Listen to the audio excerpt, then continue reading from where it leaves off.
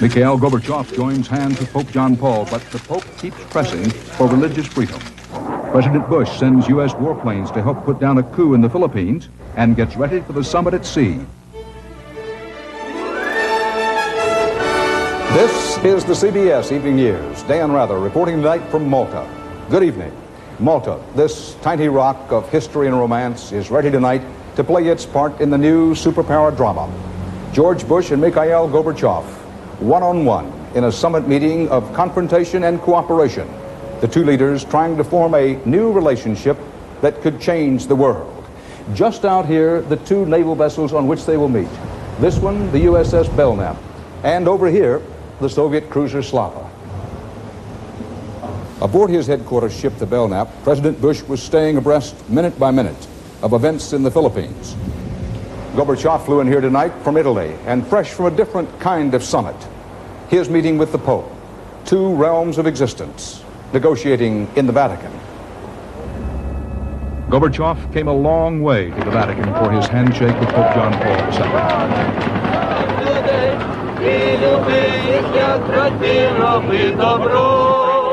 But not far enough, it turned out, to win any immediate return visit from the pontiff.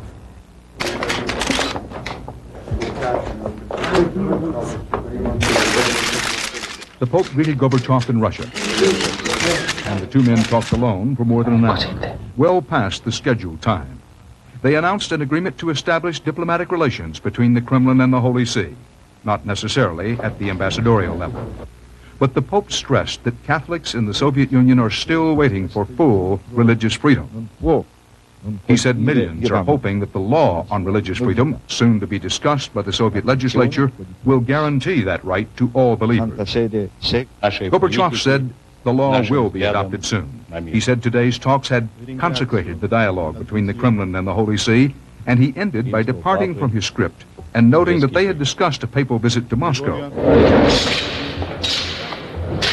A Vatican spokesman later confirmed they had discussed it, but, he said, the Pope could not accept the invitation, at least not now, and would not until conditions have improved for the Church.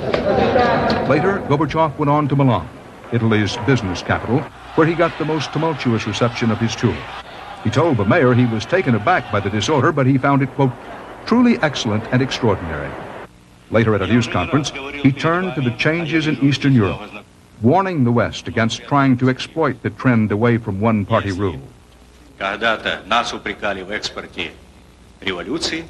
He said, in the past, some people accused the Soviet Union of exporting revolution, but now, if someone tries to export something else from the other side, I think that would be equally dangerous.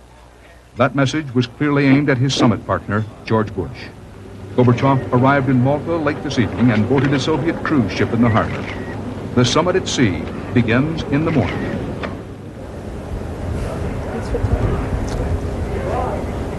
On his way here today, President Bush had to split his attention between preparing for the summit and dealing with an apparently unsuccessful attempt to overthrow the government of the Philippines. We'll have the full story on the Philippines later. Right now, Leslie Stahl is here to tell us about the president's journey. Leslie? Well, Dan, the president was a little bit distracted by the Philippine coup attempt. While he came over here on Air Force One, he ordered air cover at Mrs. Aquino's request. But that coup has apparently failed, and now the president is turning his attention fully to the big event, the summit. Just one day before he meets with Soviet leader Gorbachev to talk peace and the prospect of a new world order, the president boarded an aircraft carrier in the Mediterranean and showed off American war-making muscle. Lasting peace stems from strength that is moral and intellectual, economic, and military. But some administration officials believe that the U.S. influence in the world is actually diminishing. And Mr. Bush himself sees the U.S. less as the leader of the West than a partner, less a crusader for reform than a cautious observer. People have generally been disappointed at the fact that he couldn't even smile when the Berlin Wall came down, that he hasn't been able to identify himself with this spirit of change and joy. Expectations are high that Mr. Bush will be bolder here, liberalizing trade with the Soviets, maybe even helping them take part in Western trade agreements, trying to boost Gorbachev at home. Everybody understands that the president is going there not just to discuss issues, but to offer the president his explicit endorsement. Of Gorbachev. Of Gorbachev. But the central issue at the summit will be Eastern Europe, whether the superpowers can together manage the rapid changes. You have a Gorbachev who is a man who does see the world in a complex way, who is not wedded to this old East-West confrontation. And unfortunately... And you think Bush is wedded? I think so far he has shown himself to be. It may be that he'll change, he'll grow, people grow in this office, but that remains to be seen. Eastern Europe is moving like a raging bull at a speed no one on earth anticipated. Mr. Bush and Mr. Gorbachev are like two men at a rodeo. The key question is, can they stay on the bull, ride him and tame him, or are the superpowers powerful enough to control events that are moving so rapidly? Dan? Thanks, Leslie. Still to come on your CBS Evening News, full coverage of the apparently failed coup in the Philippines, and correspondent Bob Simon on the mystique of Malta.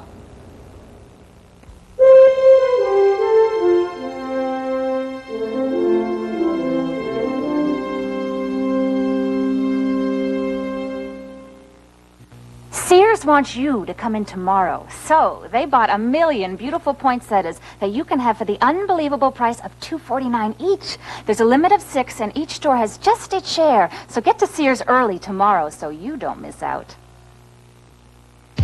Think I'm fit? You don't know the half of it. Mike Garfield for Kellogg's Bran Flakes. It takes a lot of training to get fit on the outside.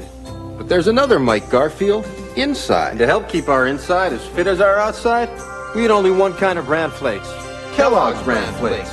It's got plenty of that bran everyone's eating today. Helps you stay fit on the inside. And it tastes good. Kellogg's Bran Flakes. Helps keep the inside as fit as the outside. Guess why I call my Polident the Big Clean? Does a big job on denture stains. Right, but Polident's bigger than that. It fights denture odor in a big way. But Polident's bigger. It fights stains, odor, and tartar. Trust the big mouth. Give Polident the Big Clean.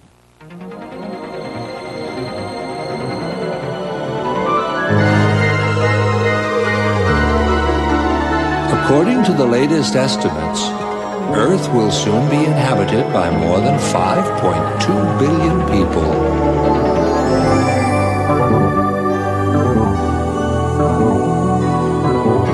Where will they all fit?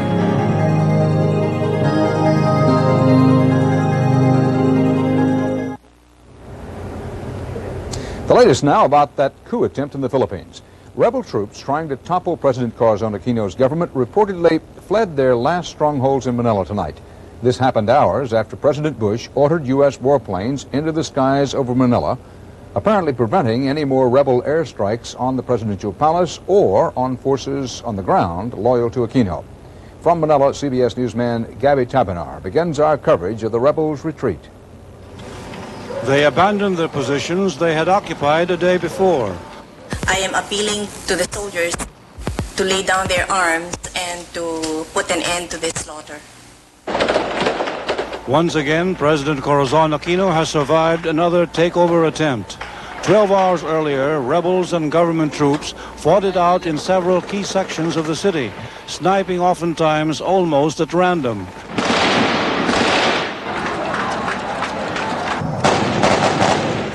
In this case, a man was shot at even as he was being evacuated in a stretcher.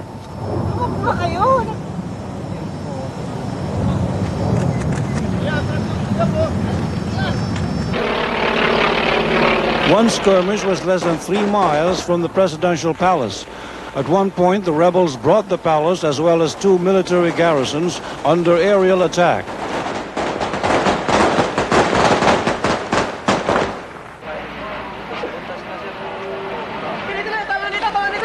At around midday, U.S. warplanes made a dramatic appearance over Manila in support of Mrs. Aquino.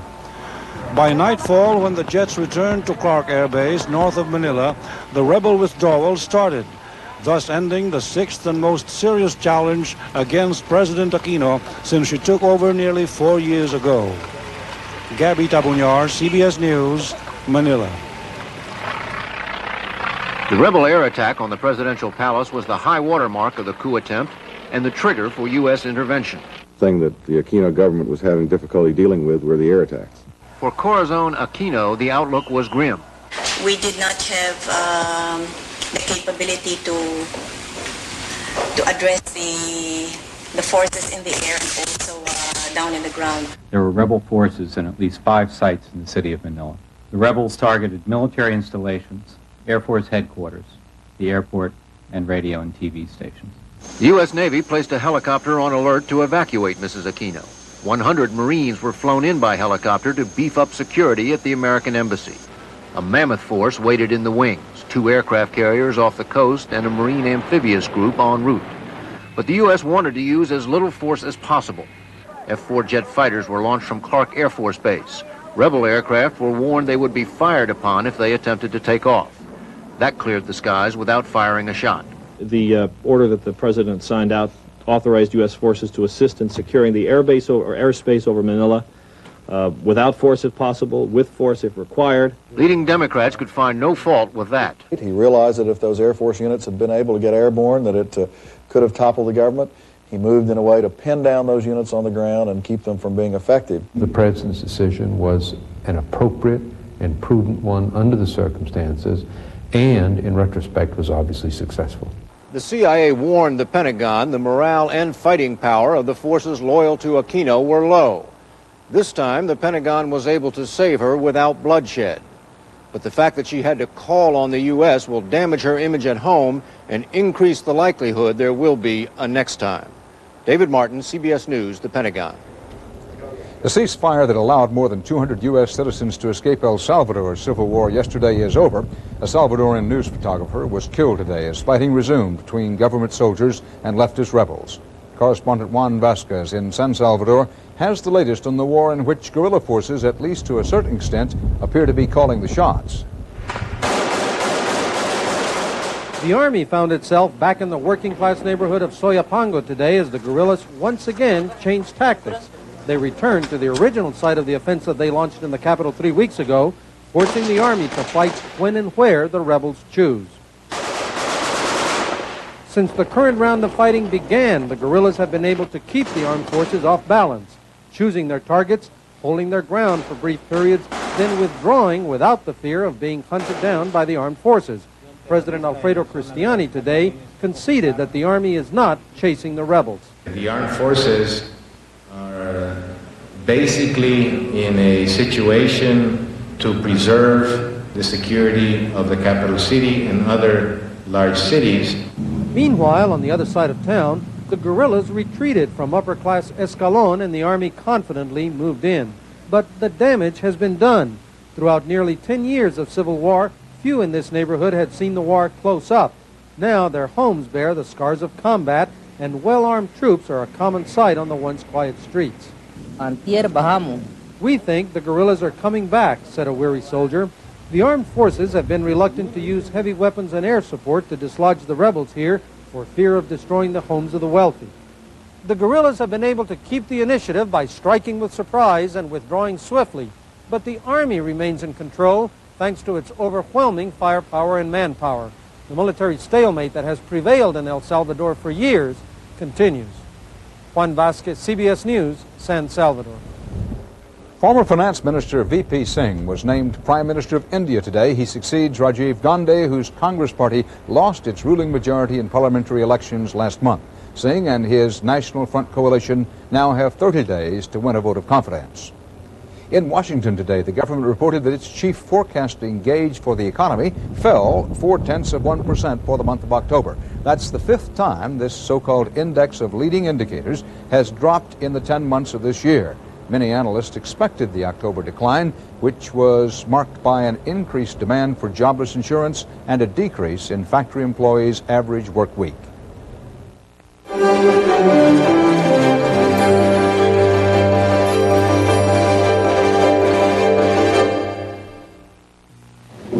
It's easy to get lost in a storm. You may have been lost in this one. Your medical records, your bank statements. Vital information gone in a flash because it wasn't protected. So 3M invented data cartridge technology, a unique data backup system that protects your information. Because for someone to help you, they have to be able to find you. 3M, innovation working for you. Chili dog with onions. Indigestion time. 2.2. Lab tests show Riopan Plus 2 starts neutralizing acid on stomach contact in just 2.2 seconds. Riopan's incredible. Remember 2.2. Remember Riopan. You ever run up against a tough sinus cold? As tough as it gets, maximum strength Dristan is tougher. To sweep away congestion, pressure, and pain. And it won't make you drowsy. When you can't call in sick, call on Dristan.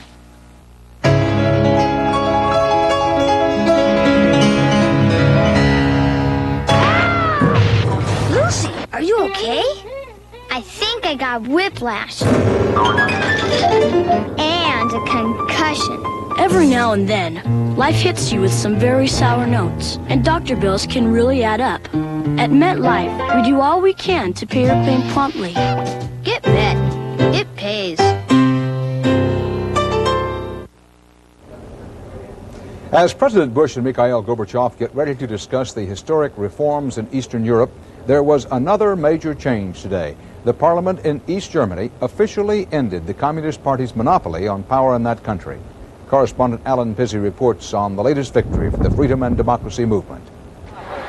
The handful of demonstrators didn't know it, but the politicians they were meeting were on their way to abolish the Communist Party's right to control East Germany. Parliament today erased the part of East Germany's constitution which gave the Communist Party dominance. The action met one of the main demands of the unofficial opposition. But the cutting edge of the protest movement seems to have been dulled by success. I don't know if we necessarily want to take power as an alternative. I don't think we're ready for that by a long chalk. That's going to take a long time. The New Forum Group is putting out its second edition of a self-published newspaper. Born barely 2 months ago in small apartments and made up primarily of intellectuals, New Forum is still trying to define itself. Some supporters don't think they should even become a political party.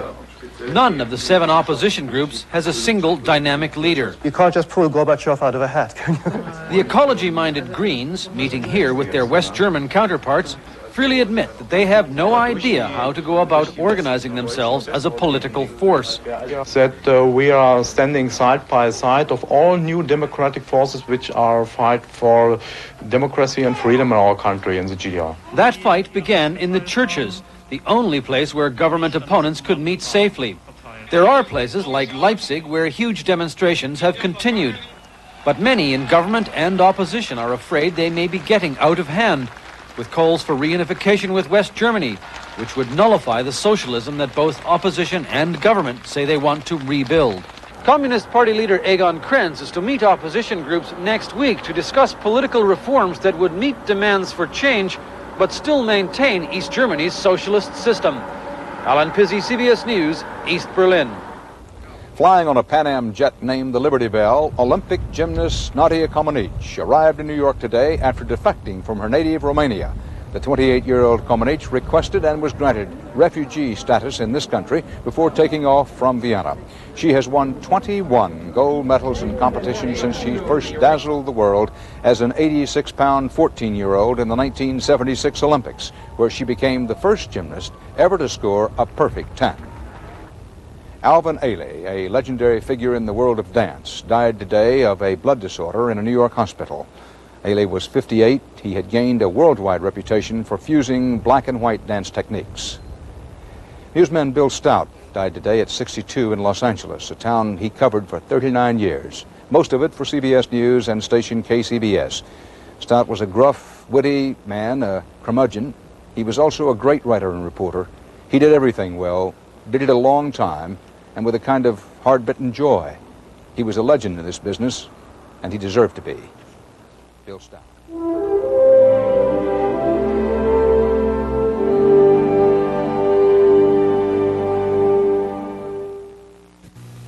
There are very few guarantees in medicine.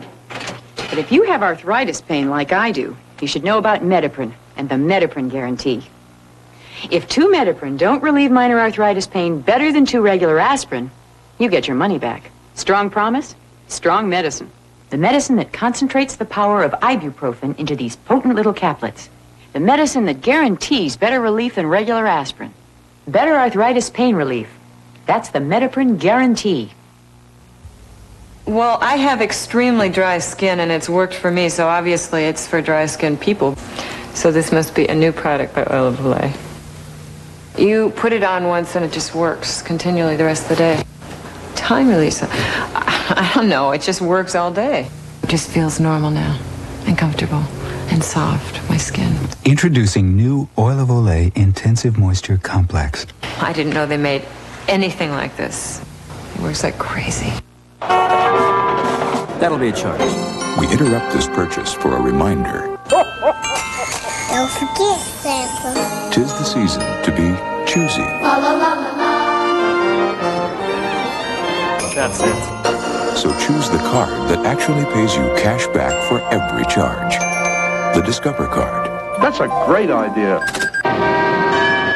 You sure know how to pick 'em. It pays to Discover, the card that pays you back.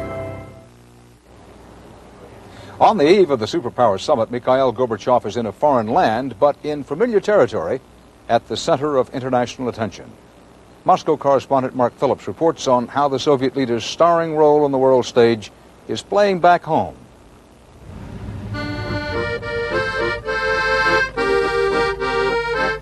While Mikhail Gorbachev was being warmly received at the Vatican, Muscovites were doing what they usually do, standing in the cold, waiting to buy something. They may have been warmed today by the music of Raisa Alexandrovna, but their own refrain was that meetings with popes and presidents in far-off lands do nothing to improve the ever-worsening conditions at home. There's nothing in the shops, she says. What Gorbachev does over there does nothing for the little people. The Russians have gotten used to seeing Gorbachev in the world limelight, and this trip has been given the usual blanket coverage. Yet despite the cynicism of many, Gorbachev's promise of international cooperation and of religious freedom at home is being watched closely, particularly by the hierarchy of the Russian Orthodox Church, which has recently moderated its centuries-old hostility toward Ukrainian Catholicism. Yes, I am happy because it's the very important part of common efforts for new world, for common world. However important today's encounter at the Vatican was, in Soviet eyes, the main event in this trip is still to come, and they're looking to President Bush to join them in their declared less involved approach to Eastern Europe. We want some assurances that the countries involved will be able to settle their affairs as they want to, without interference either from the West or from the East. This summit will be played out against the backdrop of Moscow's growing intellectual freedom and continuing economic hardship. As Raisa Alexandrovna, the accordionist, says, things are hard here, but Gorbachev is bringing us peace. That makes everything else okay. Mark Phillips, CBS News, Moscow. Joining me now is CBS News correspondent Bob Simon, who's been looking around this storied island of Malta for the last couple of weeks.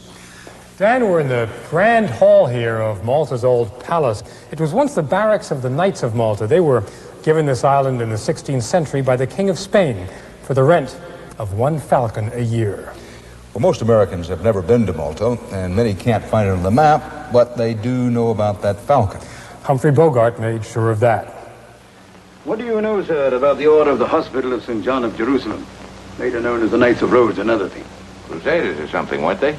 The island fortress, which those crusaders called home for 2.5 centuries, is a place in the sun for British tourists now, and that legendary Maltese falcon, a curio shop, from Bogart to postcards. The island's honeycomb-colored cathedrals, built not long after the Crusades, recall the last time Europe was united, not by a common market, but by a common Catholicism. The Knights were defenders of the faith, defenders of Europe, which were the same thing. But the strip of water between here and Italy never protected Malta from the traumas of Europe. During the Second World War, the German Luftwaffe reduced much of the island to rubble. The London Blitz paled by comparison. In 1945, Roosevelt and Churchill met here to cook up their plans for a free post-war Europe before serving them up to Stalin in Yalta. That summit set the stage for the division of Europe, for the Cold War and the Berlin Wall.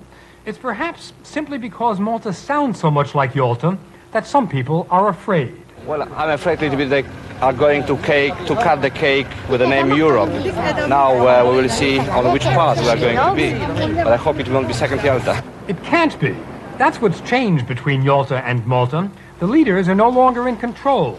History has left them at sea. All the presidents can really do is recognize the new realities dictated not by Marxist laws of history, but by people who've decided to step outside them.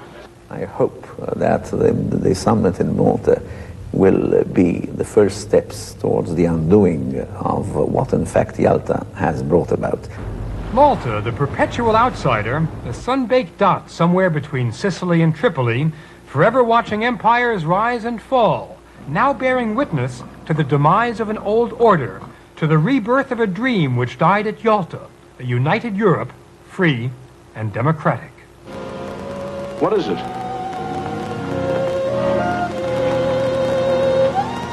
The stuff that dreams are made of. Huh? But there's going to be a cold reality on that ship tomorrow. Even world leaders, it would seem, can no longer make history. All they can really do is try to cope with history in the making. Thanks, Bob. And that's part of our world tonight. Dan Rather reporting from the Palace of the Knights of Malta. We'll be here all weekend with our regular evening newscasts, Saturday night with Connie Chung, Sunday morning with Charles Kuralt, and special reports to keep you up to date as this summit unfolds. See you as we go along. Good night. If for years you've been itching to get relief from the discomfort of a dry nose, here's some good news. Nasal. It's not a decongestant. Nasal's a gentle moisturizing spray that soothes away dryness. So gentle that you can use Nasal as often as you like. So the next time your dry nose needs soothing relief, try Nasal moisturizing spray. It's what every dry nose has been itching for. Uncle Charlie hasn't thought about his dentures all day, because he thought about Orifix this morning. Orifix 'em. That'll fix 'em. Orifix has extra hold to hold dentures tight day and night. Orifix 'em. That'll fix 'em. Sears wants you to come in tomorrow, so they bought 1 million beautiful poinsettias that you can have for the unbelievable price of $2.49 each. There's a limit of 6, and each store has just its share, so get to Sears early tomorrow so you don't miss out. These are oats. Something you've been hearing quite a lot about lately. But while some cereals turn oats into processed oat flour, new Oat Bake from Kellogg's uses only whole oats. Then we simply bake them with nuts, raisins, and spices for the first cereal that combines the goodness of whole oats with the goodness of baked taste. New Kellogg's Oat Bake, the whole oat cereal with the crunchy baked taste.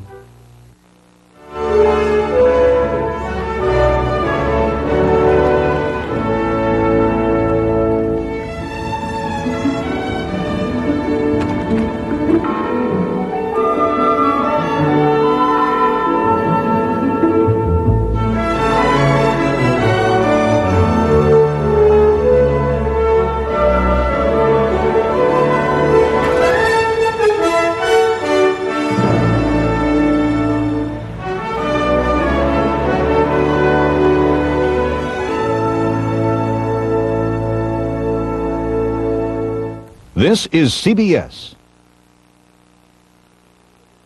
Good evening, everyone. I'm Roy Hobbs, sitting in for Chris Clark. Coming up on News Channel 5's 6 o'clock report, it's supposed to save lives. Metro's new 911 system is up and working. An industrial accident and a man is seriously injured. How much should the company pay? And a fight is brewing over a proposed package store in Lynchburg. Those stories and you're never too young to be a musician, coming up on the 6 o'clock report. Whether you're a do-it-yourselfer or a professional, any job will go more smoothly with the quality products and helpful advice you'll get